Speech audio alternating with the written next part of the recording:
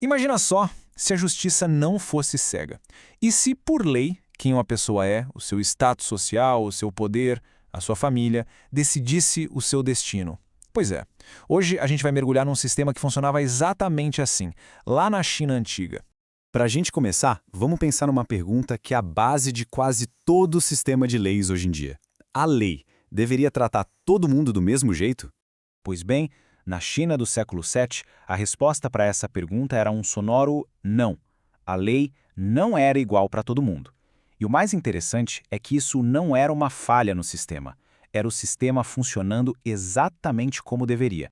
O documento que colocava toda essa filosofia no papel era o Código Tang, lá do ano 653. Esse código foi, um dos documentos legais mais importantes da história do leste asiático. Ele influenciou leis no Japão, na Coreia, no Vietnã.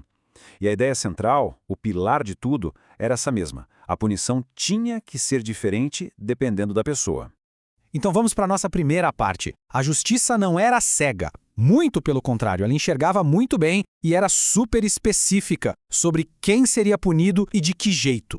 Para entender como isso funcionava, primeiro a gente precisa saber quais eram as penas. O código tinha uma escadinha bem clara de 5 punições. Começava com espancamentos usando uma vara mais leve ou uma mais pesada, passava por trabalho forçado, exílio para a vida toda e ia até a pena de morte. Cada crime tinha uma punição base, sabe? Mas o que realmente decidia o jogo era sempre o status, tanto de quem cometeu o crime quanto da vítima.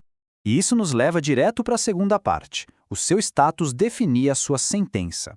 É aqui que a gente vê como a hierarquia social era, na prática, a própria lei. O código era bem metódico, ele organizava esses privilégios direitinho. Basicamente, 4 fatores principais podiam aliviar a pena de alguém. A posição social, claro, o lugar da pessoa na família, a idade e o gênero, e até a condição física. Lá no topo da pirâmide, na elite da elite, existia um grupo com um privilégio especial chamado de as 8 deliberações.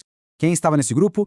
Bom, parentes do imperador, heróis de guerra, altos funcionários, até pessoas consideradas moralmente dignas. Para essa galera, a coisa era diferente. Se cometesse um crime grave daqueles de pena de morte, o próprio imperador tinha que aprovar o julgamento e a sentença.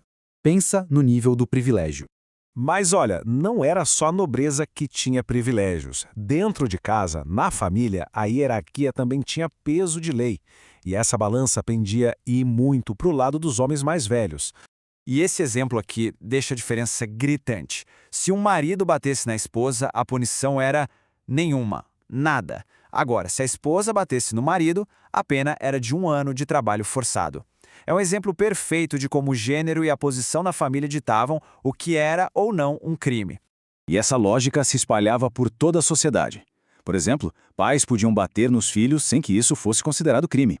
Um senhor de escravos que matasse um escravo recebia uma pena bem mais leve do que se matasse uma pessoa comum. Idade e gênero também faziam toda a diferença. Idosos e jovens podiam pagar uma multa para escapar de punições mais duras. E as mulheres, elas não podiam ser condenadas ao exílio. No lugar, a pena era o espancamento. Beleza, até agora parece que ter um status elevado era só vantagem, né? Mas é aí que vem a terceira parte e a grande virada da história. Esse privilégio todo tinha um preço. A lógica por trás disso é um conceito filosófico chamado Pao, que a gente pode traduzir como reciprocidade. A ideia era que quem tinha uma posição favorável na sociedade precisava equilibrar isso com mais responsabilidade. Sabe aquela frase, com grandes poderes vem grandes responsabilidades? Então, aqui era levado ao pé da letra, perante a lei.